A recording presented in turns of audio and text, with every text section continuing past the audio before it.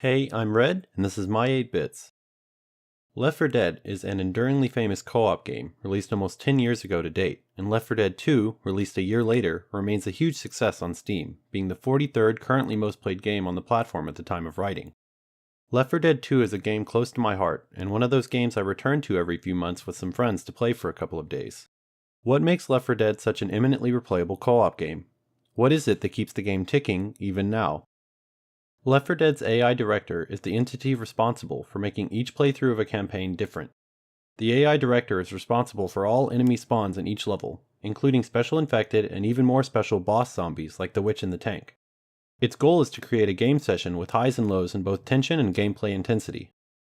It does this by spawning different amounts of common infected throughout the map, choosing when and where the survivors will have to deal with intermittent hordes of common infected that relentlessly pursue them, and changing the frequency and ratio of spawned healing items, such as replacing medkits and medical cabinets with pain pills if the survivors are doing well, and spawning more medkits outside of the medical cabinets on the map when they aren't.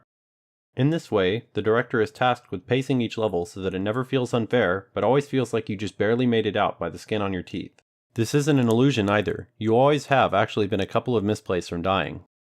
The AI director is the primary way by which the game stays fresh again and again, and function in this way kind of like level generators in roguelike games.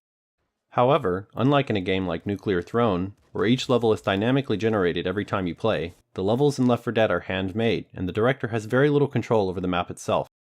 They function almost like maps in a competitive multiplayer game. There are patterns for sure, but the content and result of each match are beyond prediction. This is definitely one of the main reasons the game is so replayable, but I'm more interested in the cooperative aspect of this equation. What makes Left 4 Dead a replayable co-op game? When we're talking about games built from the ground up for co-op, not games that include it as a little optional thing, typically cooperation is enforced by putting players into distinct roles that need to be filled. For example, in D&D or another tabletop game, the convention is to have roles that each player fills in and out of combat. Each player character has a niche. You've got your guy to soak up damage in combat, your guy to pick locks, your guy to identify enchanted items, etc. You can even see this in games like Portal, where one player has to take an action for both to progress, and that way you fulfill a momentary role. In Left 4 Dead, however, each character, and by extension each player, is largely capable of the same thing as the other players.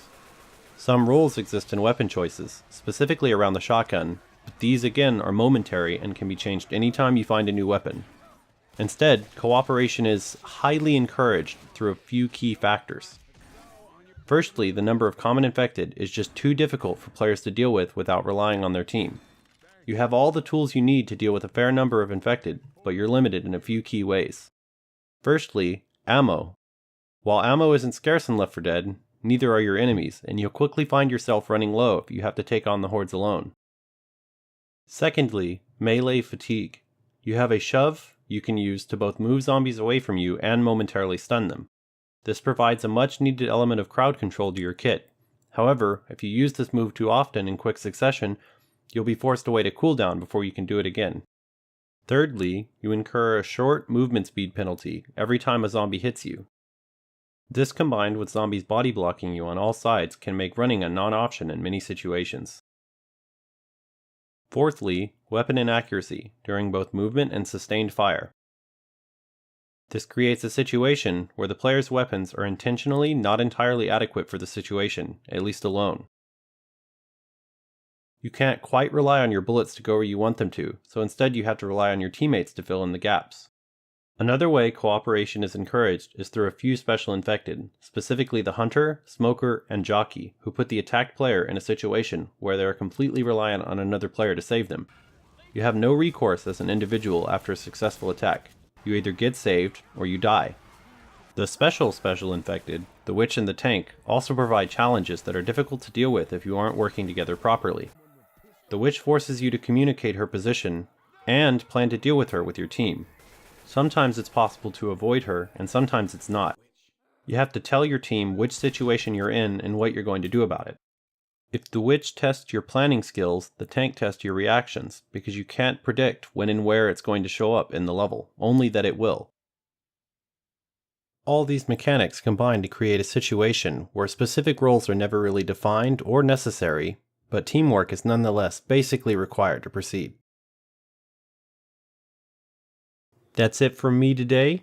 If you liked the video, remember to check me out on the Twitchy, the Fakebook, the LinkedIn, the Redditors, the Tweeter, PolitiFact.org, Snopes, the Android App Store, and finally,